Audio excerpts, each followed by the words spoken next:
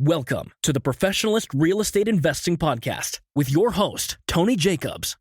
This podcast is not just about making money. It's about creating a legacy that stands the test of time.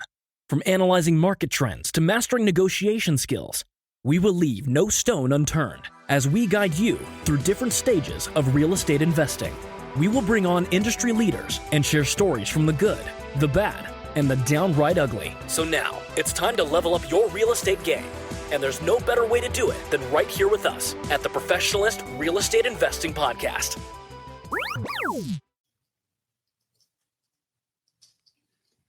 Welcome, everybody. It's the Professionalist Real Estate Investing Podcast. I'm with Michael Nicholes. How you doing, Micah? Doing great. Thanks for having me. No problem. Let's say a little bit, talk about a little about Micah right here. He owns the U.S. lead list, where they generate constant flow for pre-probate inheritance, search leads, and residential, land, and commercial leads. So, Micah, we get into this. What attracted you in your real estate investing journey over a decade ago? I mean, I think it comes down to control of my kind of financial destiny. And then, I think aside from that, I just always liked real estate. Didn't really matter, lands, houses, historical, new, just all the things. As cliche as it is, Robert Kiyosaki's book really kind of seeded the whole thing. But yeah, that's kind of what drew me in. And then, I bought my first property 10 years ago, a little fourplex for $52,000. And I was cash flowing $800 a month, and I was hooked from then on. Oh, wow. Okay. Yeah. Nice. And then, so you're the proud owner of the U.S. lead list. For those who are new to the concept, what exactly is pre-probate inheritance leads, and why is it valuable especially in our time today? Yeah, well, let me answer for why it's valuable in our time frame. So, baby boomers are at a place where they're kind of phasing out. It's and death inevitably is this exchange from one generation to the next. And that is, be it awkward, complicated, and sad, that is an inevitable force that everyone has to deal with in one way, shape, or form. And so why it's pertinent to real estate professionals, is because, at that transfer point, there's this kind of distribution of assets that happens, and it's forced. It's not, it's not this something that people really kind of choose. It happens, and you can kind of insert yourself into, the seller's minds at the right time with the right messaging to generate more lead flow for your business. Okay, nice. Yeah, because I knew a lot about, not a whole lot, but I knew something about the probate inheritance, and I know it can be definitely vital. I know it's something that's not generally in the spotlight much when it comes to real estate investing. Mm-hmm. And another question I was going to ask you about is, so how does the U.S. lead list find and verify these type of leads? Sure. Yeah. So we bring in data from 7 separate channels, and that those 7 channels, they're all indicators of when someone passes away. So, be it obituary or death notices or government data, we have a bunch of different places where we intake that data. And then we verify that, if someone passed away, the next step is, do they own real estate? And so we kind of merge those two things together. We're not basing it off of probate. It's before probate. And that's, our main product is called inheritance because it's, there's a few categories that don't ever go through probate. So, if I'm talking about the lists, there's kind of, 4 main groups. It's pre-probate. That's when something actually does need to go through probate, or should, doesn't always. And then surviving spouses and trusts. And then the last is interfamily transfers before the death. And so we're building that on a, monthly basis at a national scale. So we're generating an entire list every month based on all that input data that we're receiving.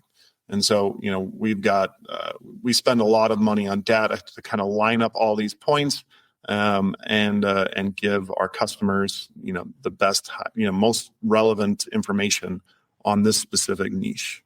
Okay. Okay. And then I had to add on question since, it's 2025 and the age of AI is just going bananas every Yeah. single day. How does AI help you out with that too? Well, I mean, we certainly insert AI for data management. So one of the things that folks who aren't in the data industry may not know, but an inherent challenge is kind of merging two separate data sets together. The discrepancies between the two is kind of a headache. So if you've ever, let's say, gone to the county and you're looking for tax delinquent data, and they have it denoted or in columns that don't match up with your data, it can be a huge pain in the butt to kind of line all of that information up to maybe get it skip traced so you can call them, or whatever that may be. So for us, we internally use AI a lot to kind of map that data, organize it properly, and keep it going.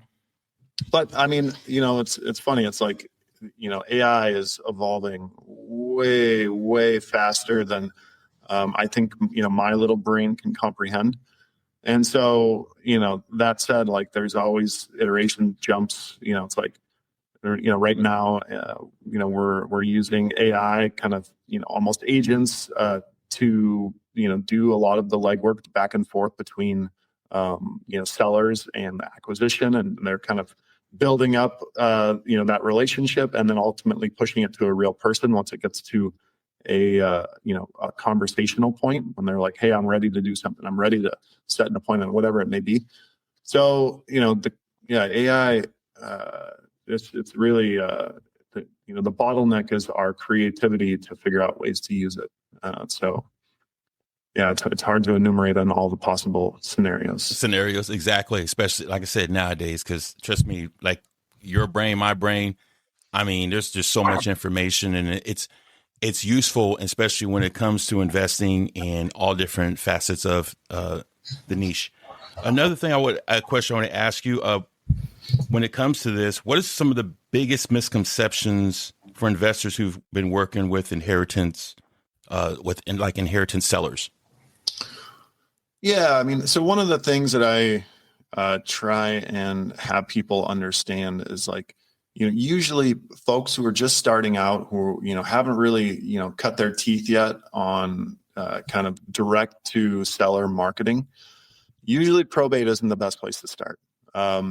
It's nuanced. There's a lot of caveats that kind of come up that are special to the list, and so if you handle it wrong, if you approach it from the wrong direction, you end up kind of breaking your opportunity before you get a chance to buy the property, or list the property, whatever it may be. Like, we deal with a good amount of realtors as well, but I mean, it's like, for me, like, it's all how I coach my clients, how I talk to people about it. It's all about delicacy and meeting that person where they're at, because if you're marketing to someone and they just lost something that's irreplaceable, it's gone. Yes. You can't possibly understand all of what's happening for them, right? And the only way that you get a window into their world, into what they're feeling, into what's happening for them, is by being a good active listener, asking open-ended questions, and basically getting this person to know, like, and trust you. Kind of on that outset call, that discovery call, when you're trying to figure out, like, if you have a purpose with this person, can you solve all their problems? And so, yeah, it's funny, like, these calls are slower. It's not like mass texting, or you just sending out 10,000 postcards saying, I want to buy your house cash, or something like that. That approach does work, but it's a numbers game. I kind of come at it from a different angle. I do a good amount of direct mail. We do cold calling to market to the list. And, on my first letter, like, I don't even say I want to buy the property. I just say, hey, I have a question about your property. And so it drives curiosity. They reach out, and then I kind of, begin that conversation with a question, even in the letter. And so I'm just trying to open up their book, try and understand what's happening for them, see if I can get their timeline, understand what their pain points are. Because, really, there's like two big things that are happening for these people. They're dealing with an overwhelming amount of emotions, And then on top of that, they're dealing with logistics that they've likely never had to go through, or maybe once or twice ever in their life. And so you're combining two pretty significant challenges at once.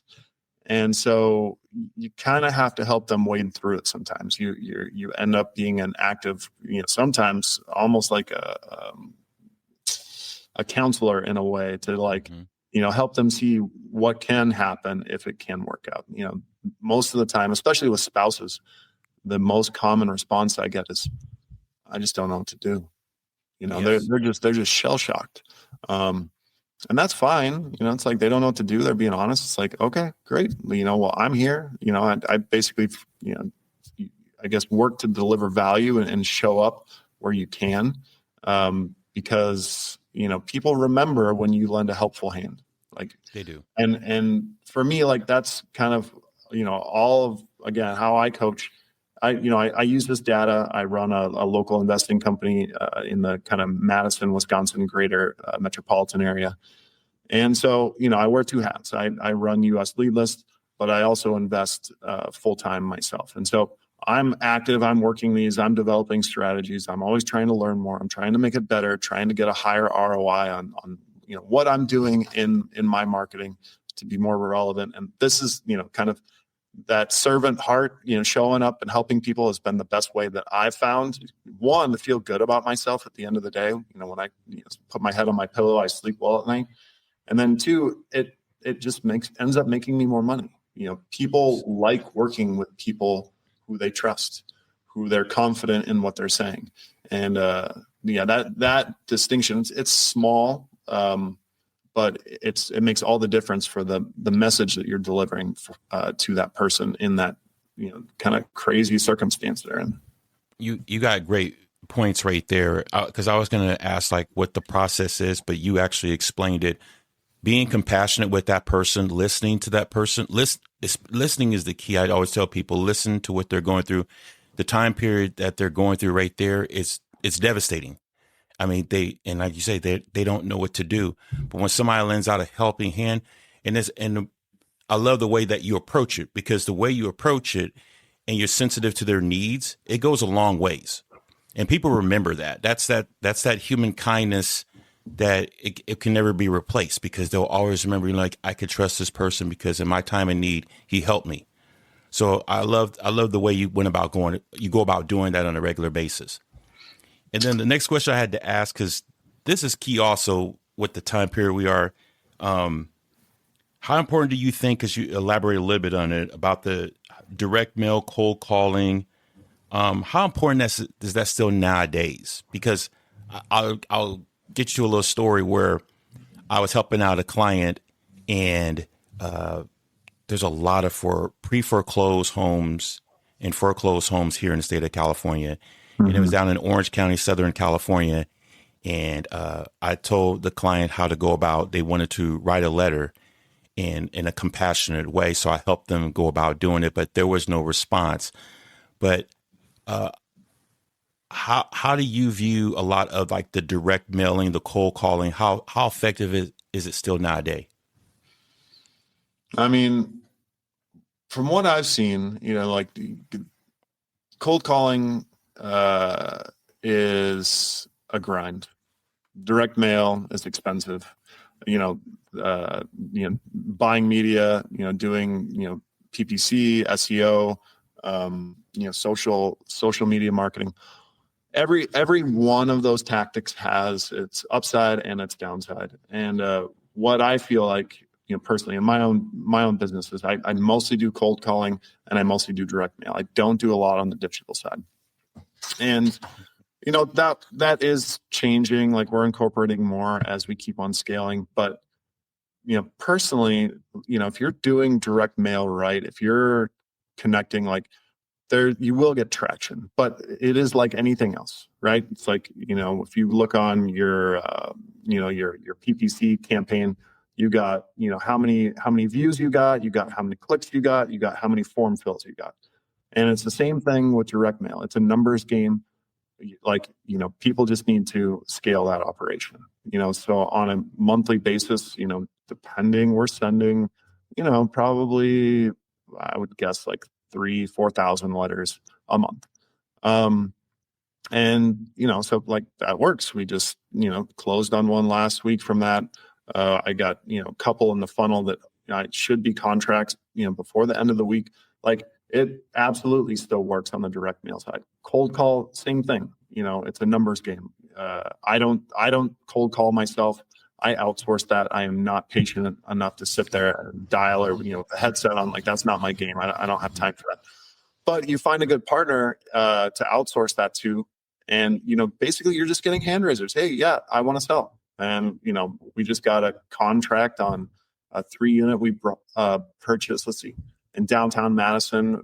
We're selling, we bought it at 600. We're, have an accepted offer at 725. So that'll be a good little deal. All said and done. So, to me, they both still work. That each has their up and downside. I like cold calling because it's scalable. You can have 10 dialers working your market. You can have people calling. You can have them getting traction while you're sleeping. That to me is beautiful. Same thing with direct mail. The downside is it's on the outside, it's more expensive. Costs a lot of money to send direct mail. First class stamps, 78 cents right now? Yes. But the beauty of direct mail is that it's physical. It's, people can delete a voicemail. They can delete a text. They can, delete your email when they send it to you. But a letter, like I've had clients, or not clients, but I've had sellers call me and they're like, my mom had your letter pinned on her refrigerator. And it's been sitting here. And so first I mailed because the husband passed away, and then the mother passed away. And so then the daughter called me, years later. And, we ended up transacting from that. And so I like the physicality of direct mail. If your messaging is right, if you're being consistent in it, it is a physical presence that, cannot really be duplicated on the digital landscape. That's me too. I like the physical in the hand, because like you said, you can delete an email, you can delete a text, but when it has the physical presence in your hand, that's a whole nother level right there in itself. Yeah. And that's the old school way of doing things, like mailing it out. Like, yeah, did you get it? Yes, I received it. Well, and kind of back to AI and what you're talking about, like AI is amazing, right? But at the end of the day, the people who currently control AI, and who knows if it'll get out of control, but we're all humans. And at the end of, the day, everything is a human to human experience, right? And, the people who are crushing it figured out the best way to kind of incorporate ways to automate parts of that. And then they insert the human at its most critical point. And, that person shows up and they are, rock steady, they're closer, they're doing whatever they can. They show up trying to relate to that other human on the other side. And if you can do that well at scale, you're going to win. Yes. I think that's the best way right now to incorporate AI and automation and all of those things. It's not the only way, but for me, again, like that feels good in, my own little heart of how to conduct business that, helps me sleep at night. Great. Thank you for that advice right there. And on the flip side, with your real estate journey and everything you've done, I want to ask, what's a mistake or a deal gone wrong that taught you a valuable lesson? Yeah, I just closed on one. So I bought this place. It was going to be a quick flip. And 3 weeks after we bought it, the basement flooded. And, we had insurance, but it was a sub pump failure. Insurance wouldn't cover it. So, we had to shell out, some money, fixed all that. It wasn't a big deal. We still would have been profitable had that been the only thing that happened. So, then we got it under contract. We were just about to close.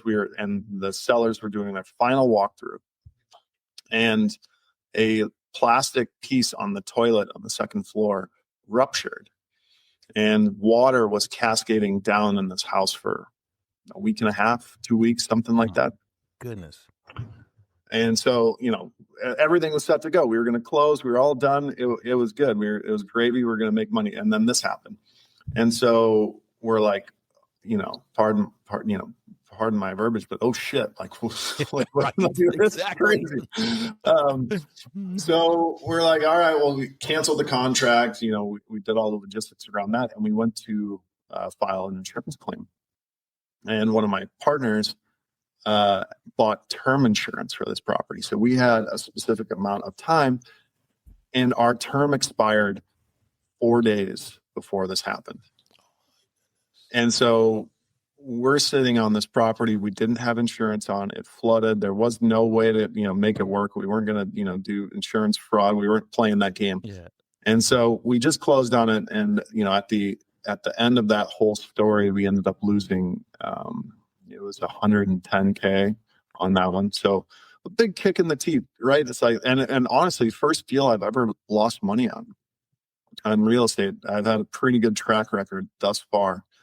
So, the little logistical details matter, and put them in someone's hands, either, your own or someone who you can trust is going to make sure that they happen when they need to happen. Yes. Oh, wow. You definitely, that was a kick in the teeth. I always talk about with water. Water is one of those things where I used to work for an appliance business years ago, and there were guys who would hook up like the back of the water line for, to get water and ice in your refrigerator. Oh, Tony, it's just leaking a little bit. I say, no, I don't want it leaking at all, because that little drop right there is going to cost thousands beyond thousands of dollars. And I'm not going to have the owner on my tail about because you didn't check it just right. But yeah, water is one of those things where you have to make sure everything is secure. Most definitely.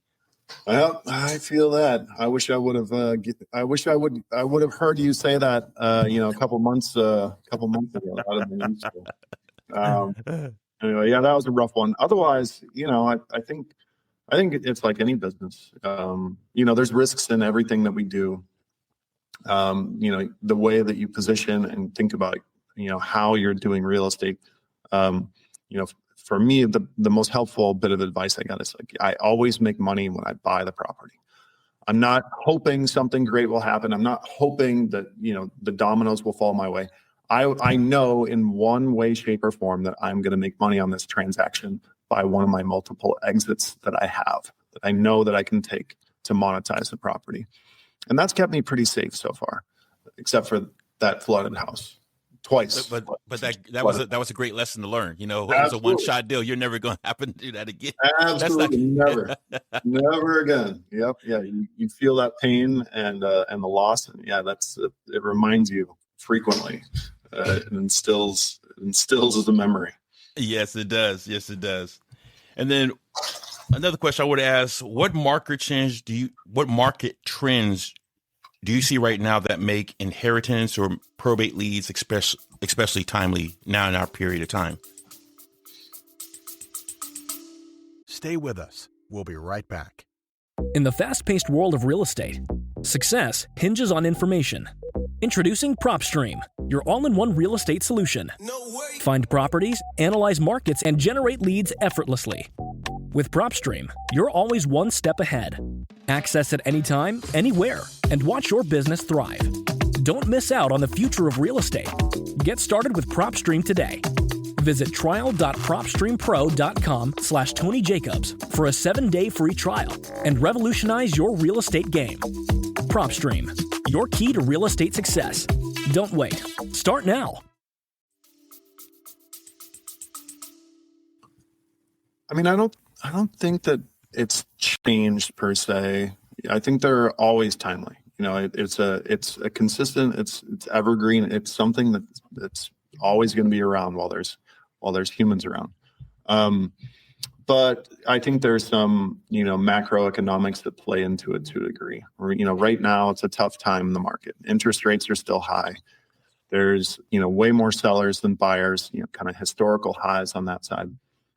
And so, kind of gone are the COVID days where, you put any property on the market and it's getting full asking price or over, or multiple offers, cash, no contingencies, all those things. For the most part, that's kind of gone by the wayside. And so as property continues, to become harder to sell, and that, that's a influx, right? Fed just dropped the interest rates by 25 basis points As they continue to do so, that will help the market. But right now, like I'm getting, more traction than I was. COVID was harder because there was just more marketing happening. Everyone was trying to get a property because if you could find something to sell, you were almost guaranteed to make money on it. Those are the, the glory days, good old days. Those are gone right now because, sellers are harder to find. You have to be more intentional. Your underwriting has to be better. You have to be more stringent on, the offers that you're making. And so I think it's more tactical ways that you just need to run your business with the current market in mind. I don't think that, probate inheritance, like it's forever going to be a problem. There's always going to be opportunities there. It's just, can you get in front of those people in a consistent way and kind of have those meaningful conversations that will lead to opportunities? Yes, great. That's great advice. I go to the back of the COVID. Yeah, the COVID days, like there'll never be a time period in our lifetime ever like that. Because like you said, basically, I tell people when a house, whatever type of real estate was for sale, you was getting the asking price. A lot of them, no contingencies, overbidding like crazy. Like that was the craziest time period. Like I tell people, COVID changed the world, especially how we do things now. It changed everything about life. Yeah, it was one for the archives right there. Really well. Yeah, it was so weird. Like I had a right before COVID set in. So, like there was this, kind of period. So COVID was, everyone was afraid, and like there was a giant dropout of contracts. The stock market went down before everything shot back up. So I had a property under contract right before, when everyone was freaking out. They didn't know what to do. And it was a 12-unit property that I still own now. And I had a ridiculously good contract on this. I think it was $315,000 for a 12-unit that was making 10K gross a month. So like, a 3X deal, 3% deal on. So on paper, this was a home run, slam dunk. And man, I wiggled back and forth. I was like, should I drop this contract? Is the world going to end? Like, and I decided to stick with my guns. I bought the property, and then, 4 months later, it appraised at, I think it was $500,000 over what I bought it for, just because of the market conditions and the timing. It's like, it's so weird, those moments where you're like, everyone else is running for, the hills, and like, man, do I stick with it? Do I kind of push in and go with what, my gut's telling me, or do I follow everyone else? Those are tough investing times, and COVID provided a few really crazy ones. And there's still more stuff on the horizon, but COVID was unique. Yeah, it definitely was. Oh, I have so many stories about COVID. I was selling homes like crazy, and I remember even when it just happened, like the procedures of us. Do you have the PPE on that's needed? You got to sign the disclosure and it was. And then, as they say, like when it's really stressful, when time periods are really rough, that's when you see the investors, because they know exactly what time period is. They're like, okay, if it's this going around, then I need to invest. Yeah, it's like a gold mine for them right there. Exactly. Yeah, and it's easy to say that, but it's hard to do. Yes, you're right. Because we're, at the end of the day, we're kind of a herd. We want to move together. We want to follow everyone else. And exactly.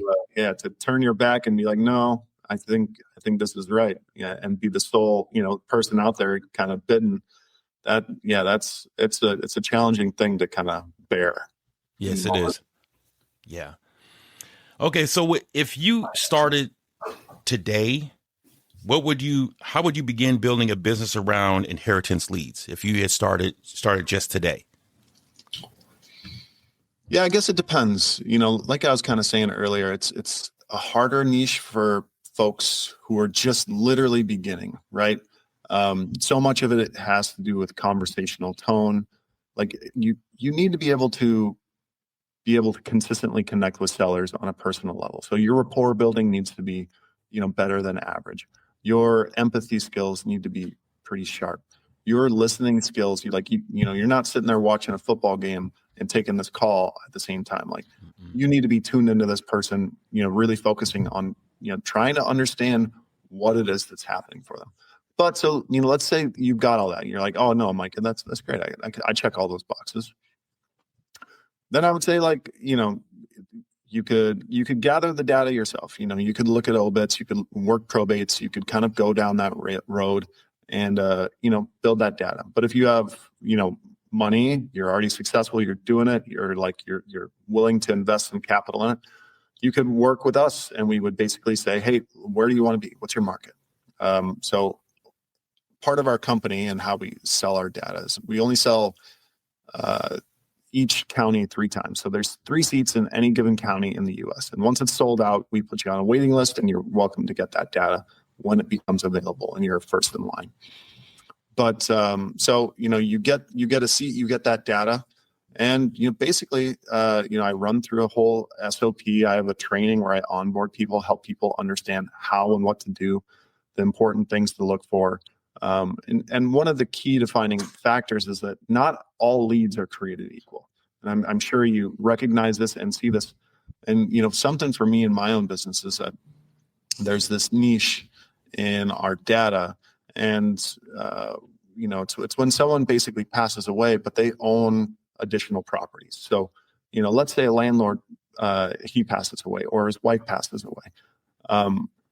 That point is kind of critical. It's like, usually there's some kind of revelation of like, my life's too short. It's time to move on. They're kind of these tired landlords. And so they've got these 10 properties. It's a quasi business. They own them free and clear.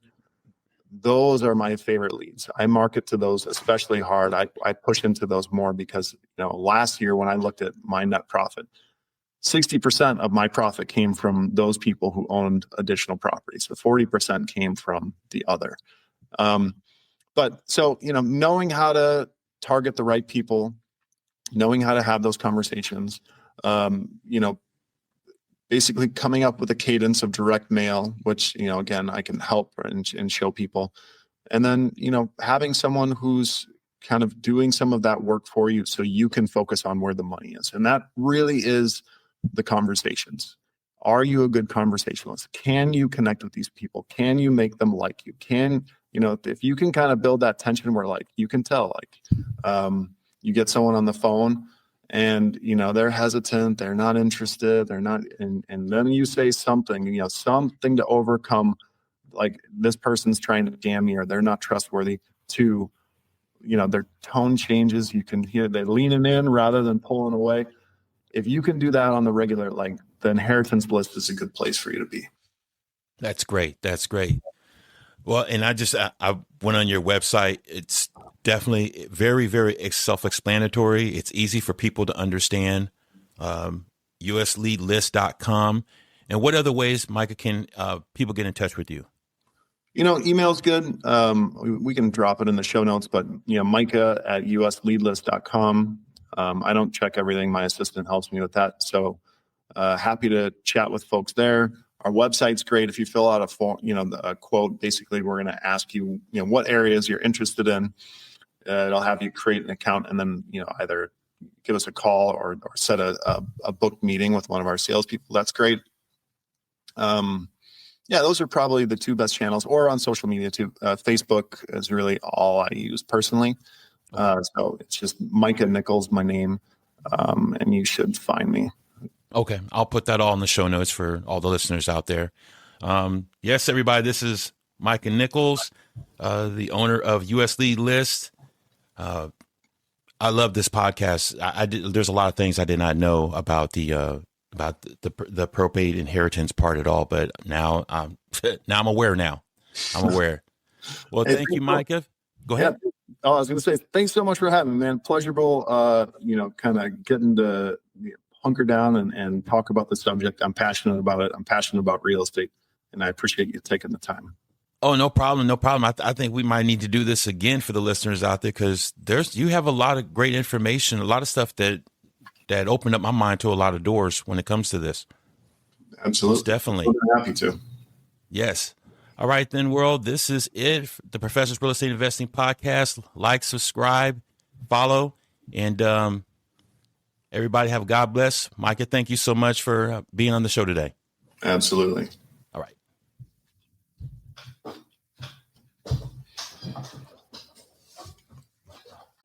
Looking to buy, sell, or invest in real estate? Let's make it happen together. Are you ready to find your dream home, sell your property for top dollar, or take your first step into real estate investing? Tony Jacobs, a dedicated real estate professional with eXp Realty in Northern California, specializes in helping individuals and families achieve their real estate goals. Whether you're searching for the perfect property, selling your home quickly and efficiently, or building wealth through strategic real estate investments, he is here to guide you every step of the way. With his expertise, market insights, and a tailored approach, he ensures you get the results you deserve. Call today at 530-646-7293 or email me at tjacobsrealestateforyou@gmail.com to schedule your free consultation. Your partner in real estate success, Tony Jacobs.